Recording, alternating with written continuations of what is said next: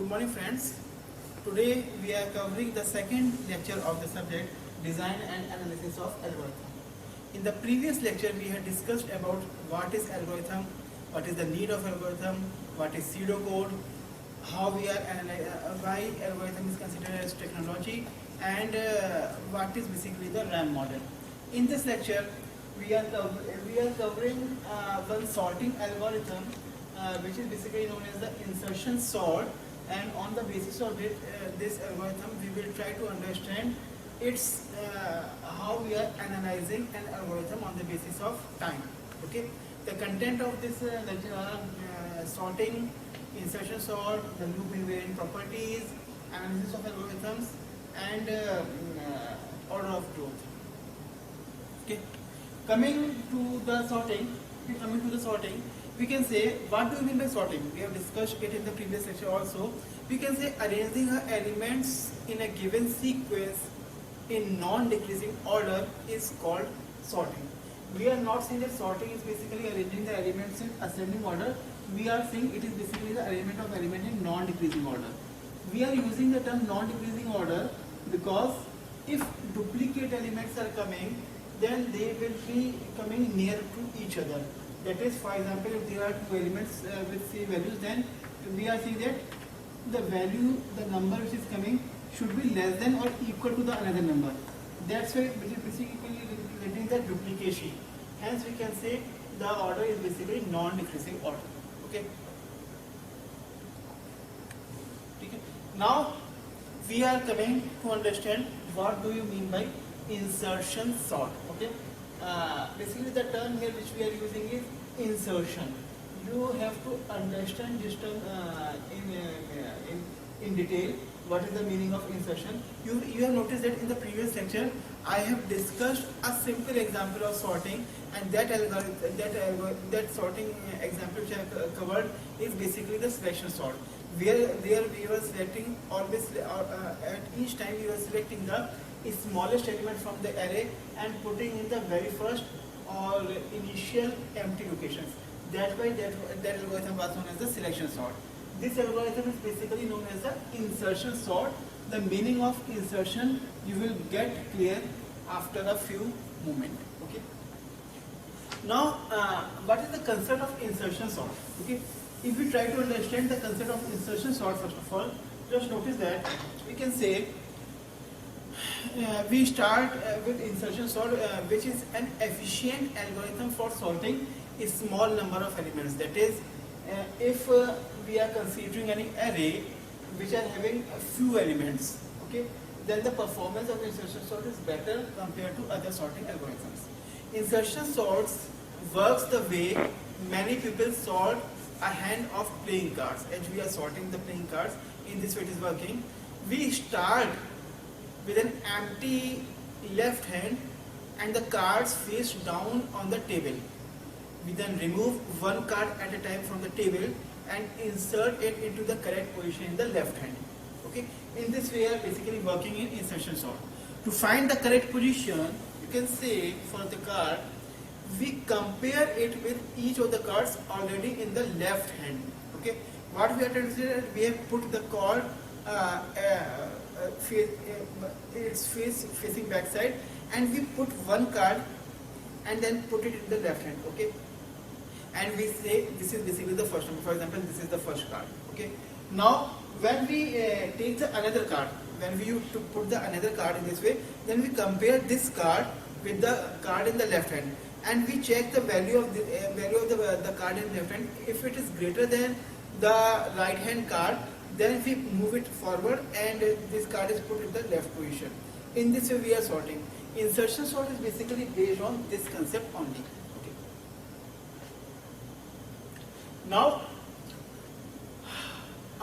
if you see the insertion sort, we can say that when we are writing the insertion sort, we have considered an array. Okay. Now coming to the insertion sort, we have considered an array. You see, let's say the array and the name of this array is, let's say, capital A.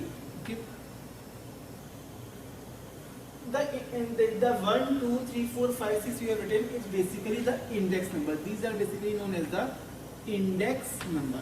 Okay, these are basically considered as the index number. Okay, when we are writing algorithm, when we are covering these subjects and we are writing algorithm, you just notice that the first element which we are storing is at the index number 1.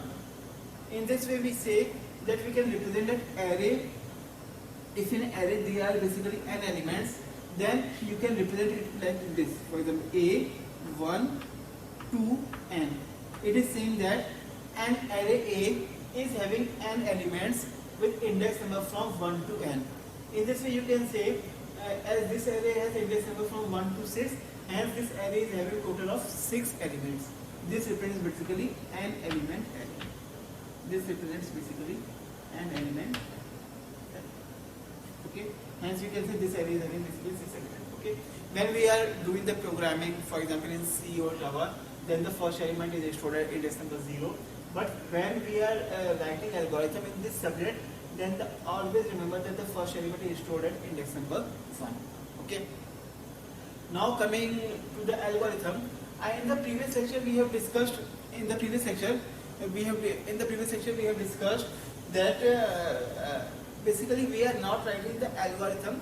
We are writing something, you can say pseudocodes, which is basically filling the gap between insertions between basically the algorithm and programming. So similarly you notice that here basically the code which I have written here is basically not, you can say it is not completely algorithm, it is basically a pseudocode, and this pseudocode is basically near to the Pascal language. That is, the code sometimes resembles some portion of Pascal language. Okay, in this way we have written. Now to understand this algorithm, first try to understand how it is working on the array. Okay,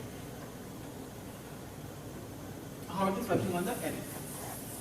Okay, just notice that.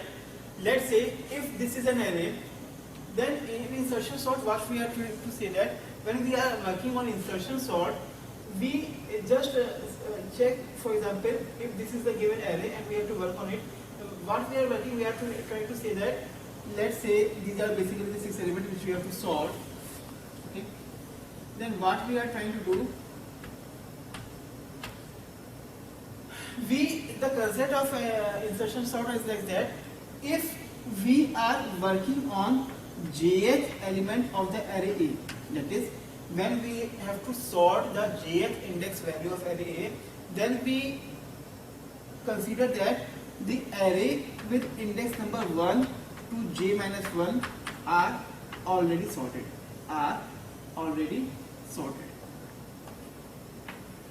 Okay. That is, what does it mean? It means that when we are working on the jth element index, for example, if we have to work on 4th index element, then we consider that array with index number 1 to j minus 1, that is third. That is, these elements are already sorted in these positions only, and then we are working on that element. That is, if we are working on 4th index element, then we consider like that these elements are already sorted in these positions only. That is, 2 is coming like this, 4 is coming like this, 5 is coming like this, and these elements are already sorted, and then we are start working on the 4th index element. Okay, this is basically the very first concept of insertion sort in this way which we are working. Now in this way we can consider also the concept is like that. We consider that the main concept, if in an array there is only one element, if in an array there is already one element, then we consider that element is already sorted. Okay. Now if in insertion sort, when we work, we notice that we consider like this, that you can understand like this. For example, if in this array we talk about, we can say,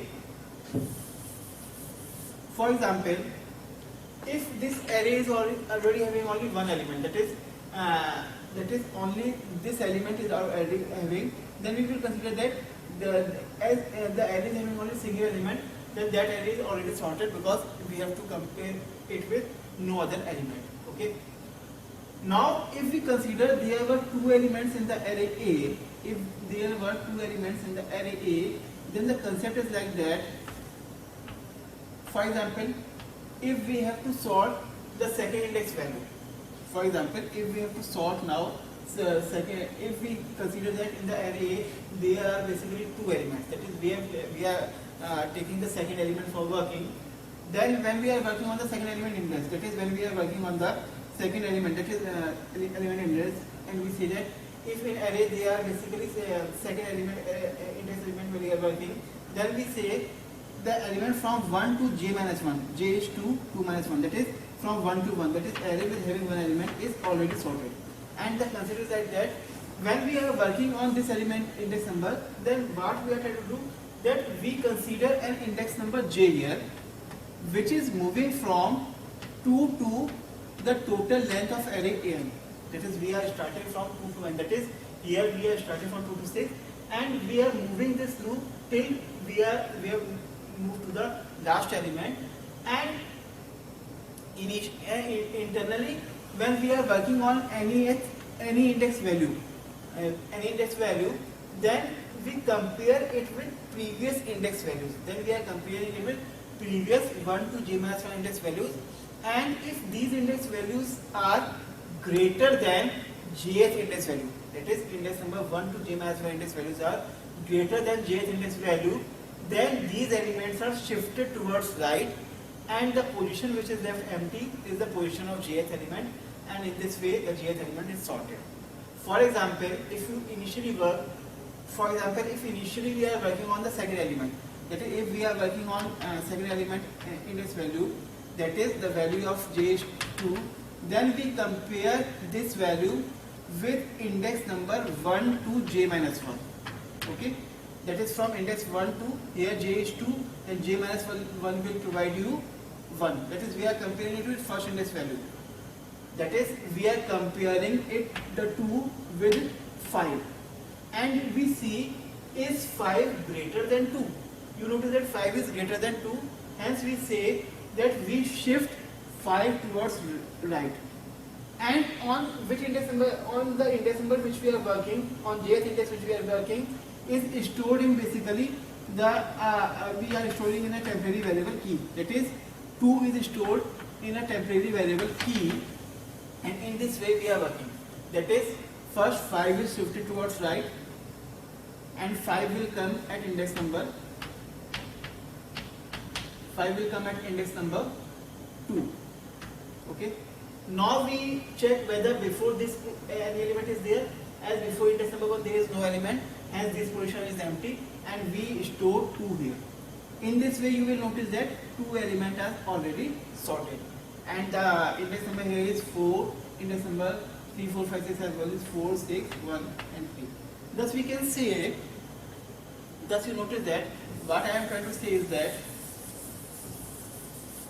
when we are working on the jth index, when we are working on the jth index element to sort, then the array A with index number 1 to j minus 1 have already sorted elements, have array sorted, that is with those elements only, that is those elements are sorted in those index elements. Okay. What does it mean? That for example, now if I have to sort the value of index number 3, now for example if I have to sort the value of index number 3, then you will notice that when we have to sort the index number value 3, that is the value of j is 3, that is this is considered as j. That is, when we are working on third element to be sorted, that is we have to sort this element, then the index number 1 to j minus 1 element, that is index number array with 1 to j minus 1, that is 3 minus 1 will provide you 2. These elements are already sorted in those positions. You will notice that when we are working on this element, you will notice that the previous elements are already sorted in those positions. That is, we are inserting this element in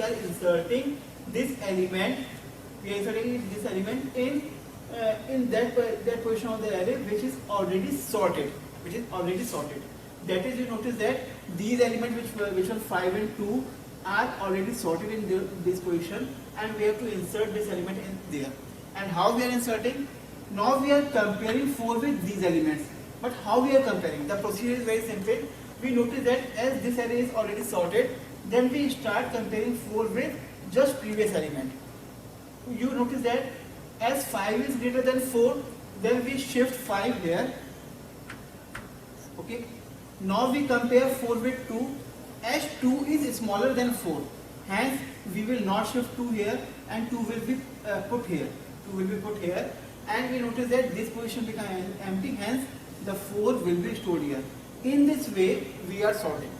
Thus you notice that when we are working on insertion sort, you will notice that whenever we are working on new index value, that is now if I have to work on this value, then you will notice that the previous element which were on index number 1, 2, 3 are already sorted, are in sorted form, but in same positions only. Now you will notice that when I will be working on index number 4th value, you notice that the previous elements are basically 5 to 4, and you will notice that these elements are already sorted in same position, in same positions. That is, now they are in 2, 4, 5. Hence we say that the concept of insertion sort is like that. When we are working on any index value for sorting, then the previous elements which we are having are already in sorted form. That is, we have to insert the new element in sorted array. Okay, this is basically the concept of insertion sort, how we are working. Now just notice that how this algorithm is working. Okay, now just notice that how this algorithm is working and how we are achieving the result. Just see here.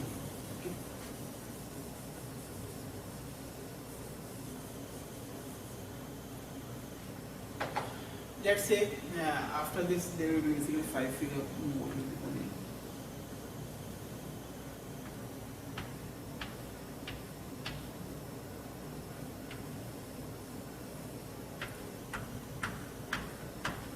I am showing you the working of 2 to 3 steps for working. Remaining of the steps you can do by yourself, try by yourself, and you will get the concept clear. Okay. Now just see. You will first try to understand how I have written the algorithm. You notice that this is basically the name of the algorithm, insertion sort, which we are applying on the array A. That is, we are given an array A on which we have to apply the insertion sort. And you will notice that when I have written a loop, then the statements which are coming inside the loop are indented towards right. Then you can understand by this that the for loop is starting from here, and all the statements are shifted toward right. That is, the statement from 2 to statement number 8 all are coming inside the for loop. Another, you will see that in the fifth statement we have written the while loop, and you will notice that the 6th and 7th statements are intended more towards right. That is, 6th and 7th statement are basically inside the while loop. That is, when while loop condition will be true, the 6th and 7th statement will be executing, and control will again move to the while loop. Okay, and this loop will continue till in both of these conditions, if any of the one condition becomes false, till then this while loop will continue. And this 8th statement is not the part of while loop, it is basically the part of for loop. Okay. Also, in the third line, I have written basically a command that is inserting the jth element of the array into the sorted sequence A 1 to j minus 1. In the sorted sequence 1 to j minus 1. Okay. Also notice this for loop, if you notice that length of A is the variable which is telling that how many elements are in the given array. Here if you notice that there are basically 6 elements, hence we say length of A is equal to 6. Okay, that means in this case here this will be 6. Now if you consider this loop as compared to the C-legged loop, this is like this: for j is equal to 2 semicolon, j is less than equal to 6, and j plus plus. If you are not understanding this loop, just try to understand that a is less than equal to 6 and j plus plus, and this loop is working till this condition remains true. When this condition becomes false, hence we are getting out of the loop. Okay. Now notice that here we have considered basically notice that There are two variables I am considering. First is the basically j variable. Okay, one variable is key and the other variable is basically I. Okay, initially the loop of j is starting from 2 to 6. That is, the loop of j is working from 2 to 6. Initially the value of j will be 2. Then the key, I am moving the array A jth index value. As the value of j is 2, then the second index value of array A is moved to the key. Then the second index value is basically here to 2. 2 is 2. And this is basically the j. Hence in the key, the value is 2. Now, this is basically the command line. After that, you will notice that I have told that we are comparing the value with the previous index value which are already sorted in those positions. Okay, just notice that now I have decreased the value of I by 1. That is, the value of j is decreased by 1 and it is stored in the variable I. Hence I initially become 1. Now this is basically the while loop. In the while loop you will notice that what we are working, we are trying to do that those elements, when we are working on the jth index value, then all the previous index elements which are greater than the index value of which are greater than the value at the jth index are shifted towards I. This is basically done with the help of while loop. Now you will notice that we are checking the condition. There are basically two conditions we are checking. Till the value of I is greater than 0, as here the initial index number is 1, hence before this, if the index value becomes 0, then the value get terminated. Till the value of I is greater than 0, or till the ith index value of array A, till the ith index value of the array A is greater than the key value, we are applying this value. Now here notice that the value of I is 1 greater than 0, condition is true, and we check that array with ith index value. As the value of I is 1, then array A first index value is basically 5. Is 5 greater than key value 2? Condition is true. That is, this condition is true and this condition is true. Hence, we are shifting. You can say we are shifting basically ith index value to the I plus 1th index value. Okay. The ith index value is basically I is basically 1. That is, we are moving A of 1. That is first index value to A of 2. That is, we are moving 5 to index number 2. Hence 5 will come here. Okay. Then we are decreasing the value of I by 1. I will become 0 here. Then again we are moving to the while loop. When we are moving again to the while loop, check, is 0 greater than 0? As this condition becomes false, hence we are getting out of the loop. That is we have worked till the very first index number of array A. Now, as this position is remaining empty, this is the position of basically second index value. Hence, we are moving I plus 1. That is, we are moving the keyth value to the I plus 1th index. As the value of I is 0, then 0 plus 1 will provide you 1. Hence, we are moving the key index value to the first index value. Hence, 1 will be 2 will be coming here. Hence, the two elements are already sorted.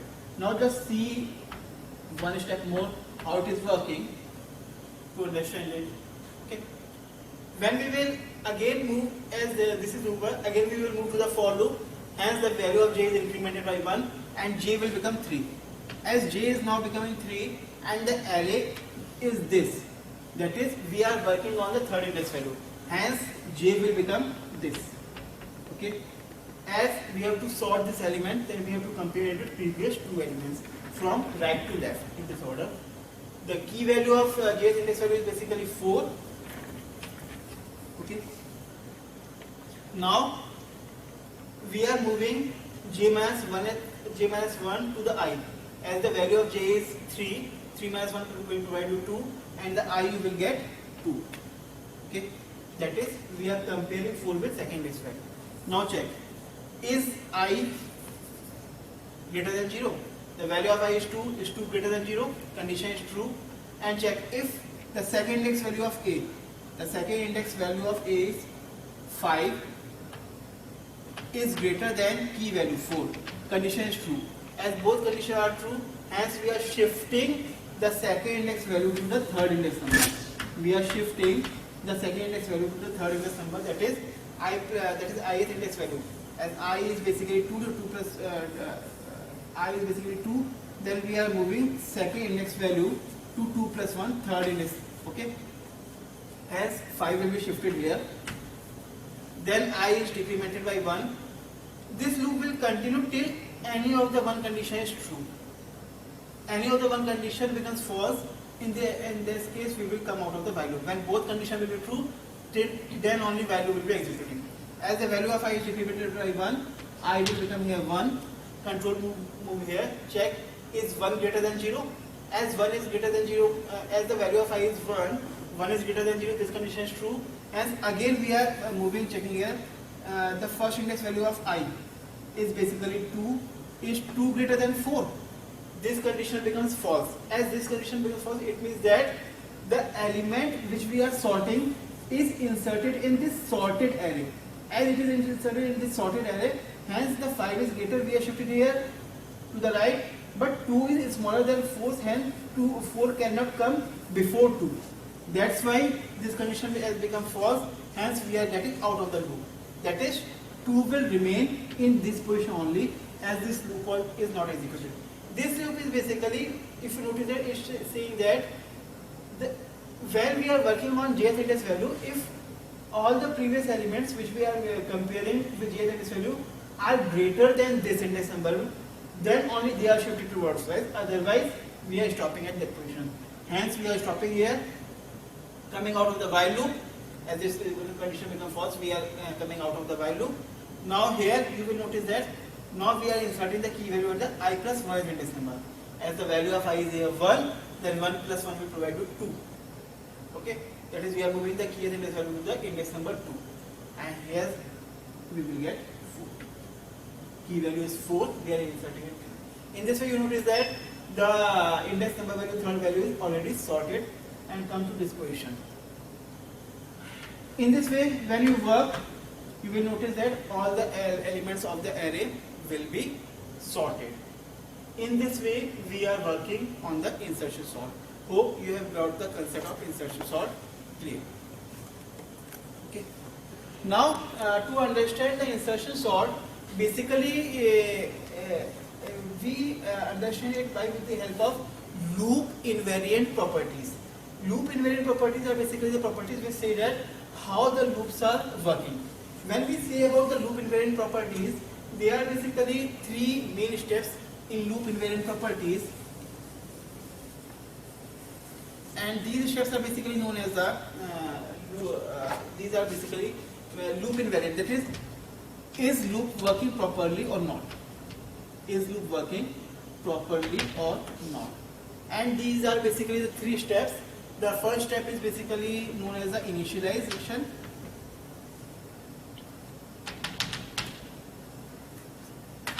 Second is known as the you can say second is known as the maintenance, and third is known as the termination.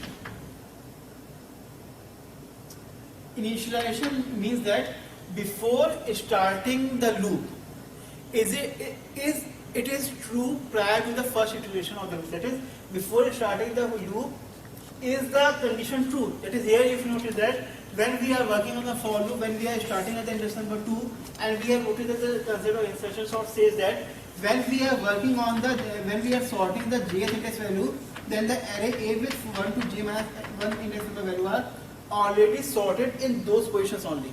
That is, when we are working on the second index value, then is the first index value already sorted? You will notice that the first index means that only one element is there, hence it is already sorted. The second is known as basically the maintenance, and maintenance means that if it is true before an iteration of the loop, it remains true before the next iteration. That is, if it is true when we have completed one iteration, then we are moving to the next iteration, then also it is true. Just notice that when we have sorted the third index value, you notice that when we will be working on the fourth index value, that is when we are going to sort the fourth index value, you will notice that the values with index number 1 to 3 are already sorted in same positions. That is, it is basically applying that is when we are working on this element, then already these elements are in sorted order, and we have to insert in this sorted array this element. Okay. And last is basically known as the termination. Termination states that when the loop terminates, that is finally when this loop is accomplished, when this loop is completed, the invariants give us a useful property that helps show that the algorithm is correct. That is, when this algorithm is complete, then the overall algorithm is complete, then the final result in case of insertion sort is that the whole array is already in sorted form. Okay. In this way, you have understand how insertion sort is working, what is the concept of insertion sort, and how we are working on it. Now, as we have understand how insertion sort is worked, now we coming to the crucial portion of this subject, which is basically the analysis of algorithm. In this lecture which we are continuing, we will try to understand how we are analyzing the insertion sort on the parameter of time. First of all, we try to understand what is the meaning of analysis. We can say when we are finding how much resources an algorithm is using when we implement that algorithm on the system, this is known as basically the analysis of algorithm. And the resources which we are using could be the time the algorithms take while implementing on the system. The other resource could be the memory space, how much it is taking. The other resource could be the communication time it is taking, the bandwidth it is using, and many other parameters could be considered. But here in this subject, basically we are focusing on when we implement this algorithm on the system, how much time it will take to accomplish or to sort the elements given in the array. This is basically known as the analysis of algorithm, and for this we are considering a sequential model which is known as the generic model, RAM model, which we have discussed in the previous lecture. Okay. Now if we talk about insertion sort, you can say the time taken by the insertion sort procedure depends upon the input. It depends upon the input on which we are working. Sorting 1,000 numbers takes longer time than sorting 3 numbers. That is, if we are having 1,000 numbers to sort, then it will take more time compared to 50 numbers or 3 numbers or 5 numbers. One thing you will notice that insertion sort can take different amounts of time to sort 2 input sequence of the same size, depending upon how nearly sorted they already are. That is, if we talk about insertion sort and the sequence size of sequence is same, for example, if there are 6 elements like this, then you will notice that it depends upon, also depends upon, the time will be depends upon how these elements are sorted. For example, if they are already sorted, if the array is like this, if these elements are like this, let's say 1, 2, 3, 4, 5, 6, and if the array is like this, for example 6, 5, 4, 3, 2, 1, then the size is same. But in this you will notice that the array is already sorted, and you will notice that in this array, the array is in reverse sorted order, which you have to sort in basically ascending order. Then the time in this case will be smaller compared to this. Here, this situation is basically known as the best case situation. That is, in this, the time will be minimum. This is known as basically the worst case situation. In this, the time will be maximum. And this situation is basically in between the best case and the worst case. Hence, this is known as the average case situation. While we are analyzing the algorithms, we basically focus on worst case time. Worst case time basically tells us how much time the algorithm will take on the same size of input, and it also tells us that the algorithm while working will not go beyond this time. It will be equal to this time or below this time, which is told by basically the worst case analysis. Now to analyze the insertion sort, you will notice that we have to, while we are sorting, the two main important terms here are coming. First is the input size, and second is known as the running time. Okay. What is the input size? You can say input size basically how many elements which we are having in the array we have to sort, and it depends upon the problem. The best solution for the input size depends on the problem being sorted. For example, if we have to merge two arrays, one array is of size m and another is the size of n, then we have to, when we are merging these two arrays, then the input size will be basically m plus n. When we are working on the graph, then the input is basically number of vertices and number of edges in the graph. In this way, the input size depends upon the type of the problem which we are considering.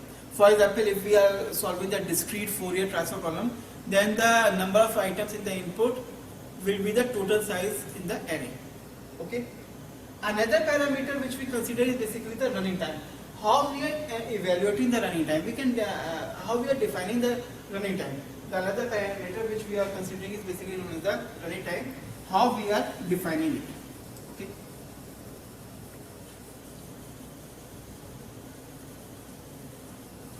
In this lecture, if you notice that I will cover the main parameters regarding till the fundamental features of analysis, and how the insertion sort will be analyzed will be covered in detail in next lecture, because it will take time to understand how we are working. So here we are basically focusing on few parameters. Now coming to the running time, how will you define the running time? How will you define the term running time? Okay. We can say the running time of an algorithm on a particular input is the number of primitive operations. Is basically the number of primitive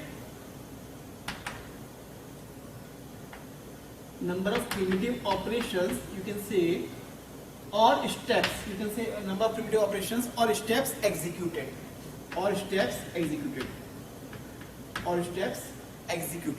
It is convenient to define the notion of step so that it is as machine independent as possible. Basically, if we talk about running time, here in this subject we are considering, actually we are not implementing this algorithm on the system.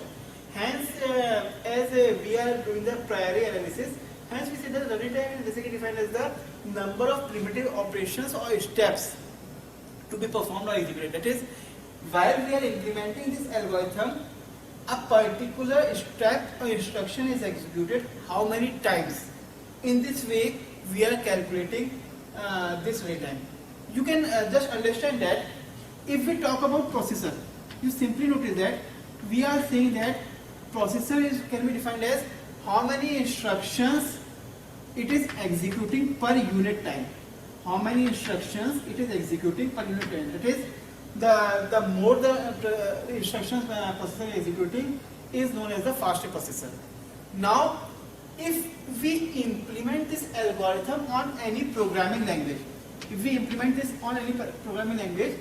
then the execution of each instruction will take different amount of time. We notice that when we implement this instruction in C language, and when we implement this instruction, for example, in C language, then the execution time for this instruction and execution time for this instruction will be different, depending upon how it is reading the statement and how it is working. And these are basically known as the instructions. So here, to get the machine independent concept, we say that, let's say, that is the running time we can calculate on the how many times these total instructions are executed.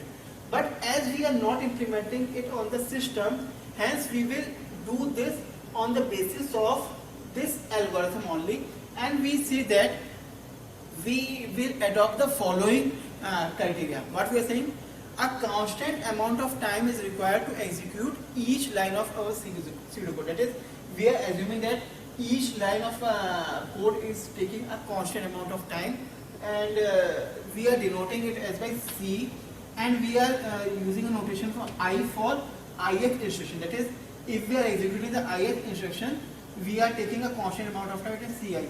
For example, if we write as C5, then we say that fifth instruction is taking the amount time as C5. C is basically known as the cost, or you can say the time. Okay, one line may take a different amount of time than other line, but we shall assume that each execution of the ith line takes time Ci. where Ci is a constant. This viewpoint we are using in the by keeping with the RAM model which we are implementing. Okay. So here, what we will consider here, if you notice that, we will see that primitive operations. Primitive operations basically means that this particular instruction statement is basically one primitive operation. This is one primitive operation. This is one primitive operation. But you will notice that these internal statements are completely dependent upon for loop. That is, how many times this for loop is executing. How many times this for loop is executing, depending upon this for loop, these statements will be executed that much times. For example, if you notice that in the example which you have considered, the value of j is moving from 2 to 6. The value of j is moving from 2 to 6. It means that this for loop will execute from 2 to 6 times, hence the internal statement of this loop will be executing at much time this for loop is executing. Hence these are basically dependent upon this for loop. So we say that, we notice that while working on the algorithm, each statement is not executing only one time, it depends upon other statements also. So we also see that when we are executing this statement, then the system will understand it in some time, and that amount of time is constant time. So we are considering these are basically executing constant time, and the constant time for this instruction is basically known as, let's say we are denoting it by C1. That is, let's say for example 2 seconds this instruction takes to execute, then we are denoting by C1. This instruction we are executing denoted by C2, and similarly we will check that each primitive instruction take a constant amount for its execution, and how many times it will be executed will be noted here. That is, how many times each instruction will be executed will be noted here, and then we multiply these results and add them. Then we will get a result which will be basically the total time, you can say, or total times these instructions are executed. As the total time these instructions are executed is actually the total time. You can understand like that. For example, if say this instruction is taking, let's say 2 seconds of time for execution, and let's say this is executed for example 10 times, then total time will be 20 seconds primitively. Similarly for each we will get, and when we will sum, this will be basically total time, and this total time is basically equal to the total times these instructions are executed. In this way we will be analyzing the insertion sort. Then the complete analysis of insertion sort we will be covering in the next lecture, in which we will discuss how the best case analysis of insertion sort is done and how worst case analysis of insertion sort will be done, and that will be the complete time. Okay, thank you very much.